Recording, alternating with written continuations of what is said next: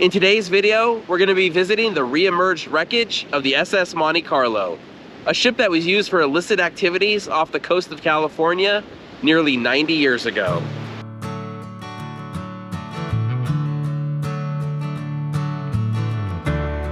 Hey everyone, welcome to Sidetrack Adventures. This is Steve. Right now I'm on Coronado Island at a place called Shipwreck Beach, and this place is appropriately named, but I'll get to that in just a moment. So this is a video that I've been waiting to do for quite some time, but I've had to wait for a perfect storm, and I mean literally a perfect storm in order to do it. Behind me is the shipwreck of the SS Monte Carlo. Now this story involves gambling, prostitution, piracy, and of course, a ship that is still here after almost 90 years. So we'll talk about its history while we wait for low tide, and at low tide we should be able to get out to the ship itself. But let's talk about the SS Monte Carlo. I don't think Shipwreck Beach is the official name for this beach, but if you search for it on Google, this beach will come up. We are just south of the Hotel del Coronado, on the north end of what is known as the Silver Strand. But let's get to why there's a shipwreck here. With metal shortages due to World War I, in the early 1900s, the government experimented with building ships out of alternative materials. One of the ideas was to make ships out of concrete, which honestly wouldn't be one of the first materials to come to mind if I was building a ship. I'm sure this will come as no surprise, but they realized concrete ships are heavy, so that experiment ended pretty quickly, and only a small number of these ships were built. The ships did work though, and in 1921, the United States Quartermaster Corps put tanker number 1 into service. In 1923, the ship was sold to the Associated Oil Company and was renamed the McKittrick. The ship would spend the next 9 years as an oil tanker operating along the Pacific coast of the United States. In 1932, the ship was sold again, and here's where the story takes a bit of a turn. The ship was renamed the Monte Carlo and converted into a gambling ship. The new owners towed it to sea off the coast of Long Beach and anchored the ship there outside the state's jurisdiction. With the 1932 Summer Olympics in Los Angeles and gambling and alcohol being illegal in California, the ship did great business, with water taxis heading to the ship every 15 minutes from Long Beach. In one weekend alone, 1,700 people visited the ship. Alcohol became legal again in 1933, but gambling and a number of other activities one could partake in on the ship remained illegal in California. It probably didn't help matters that they were advertising the ship's activities in local papers, with some things being very thinly veiled. The government did all they could to try to put a stop to the Monte Carlo and other gambling ships, even raiding the ship twice and seizing all of the ship's gambling equipment. However, the ship's owners were acquitted of all charges, and the court ordered the gambling equipment returned. In 1935, after the Monte Carlo shut down for the night after a busy 4th of July weekend, 4 masked men armed with guns boarded the ship and stole over $22,000 in silver and currency and over $10,000 in jewelry.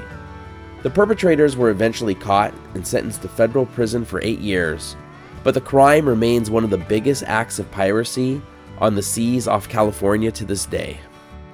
Tired of harassment from Los Angeles area authorities, in 1936 the Monte Carlo was towed south to be anchored off Coronado, thinking the San Diego area would be more tolerant of their activities, and also to take advantage of the large Navy presence there. On November 1st, 1936, the Monte Carlo hosted a huge party, then closed for the winter. 2 caretakers were left on board to watch after the ship. On December 30th, a huge storm hit San Diego, and 12-foot high waves began pounding the Monte Carlo. About 3:30 a.m. on New Year's Eve, the anchor chain snapped, and the Monte Carlo was adrift. The caretakers on board started panicking and began shooting off emergency flares, but no one saw them. The ship continued to drift, and by morning, it had run aground. The Coast Guard was able to rescue the 2 caretakers, and shortly after running aground, the wooden deckhouse on the ship broke apart, and it, along with the furniture and gambling equipment inside, began to wash ashore. The government seized all of the gambling equipment, and the ship's owners never bothered to claim the ship. They just left it on the beach where it ran aground. The ship's concrete hull had broken in half, making it impossible to float it away.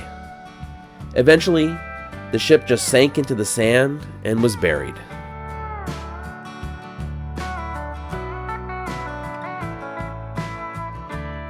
I mentioned earlier waiting for the perfect storm in order to do this video.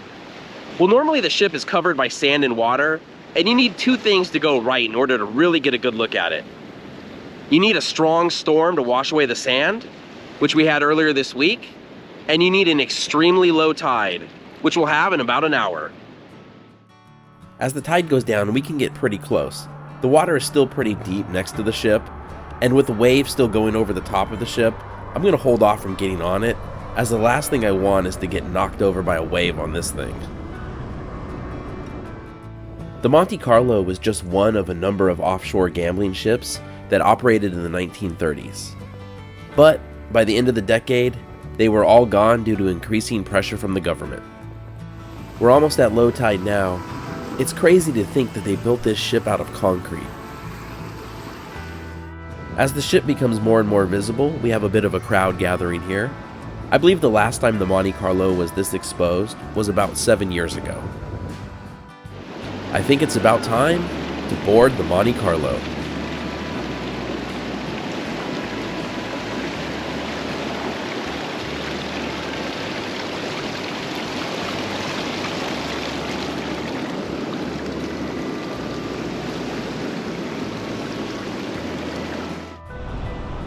Some people believe that there may still be treasures like silver down in the holes of the ship.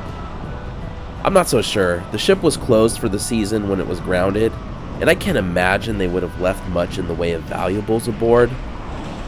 But who knows? I'm not going in, that's for sure. Here's a spot where the rebar in the concrete has been exposed. I'm not sure if these holes were original to the ship, or possibly cut here by treasure hunters at some point trying to get to the silver. What I do know is I do not want to slip and fall into one. Low tide sure didn't last very long. Water's starting to come over the deck again.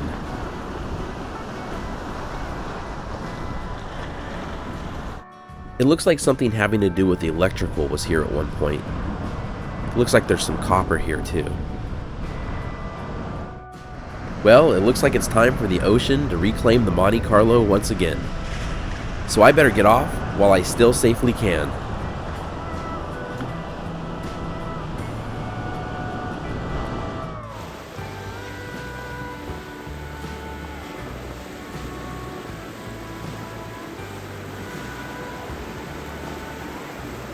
So that's our look at the SS Monte Carlo. Thank you so much for watching. If you enjoyed the video, please give it a thumbs up. Consider subscribing, and we'll see you next week.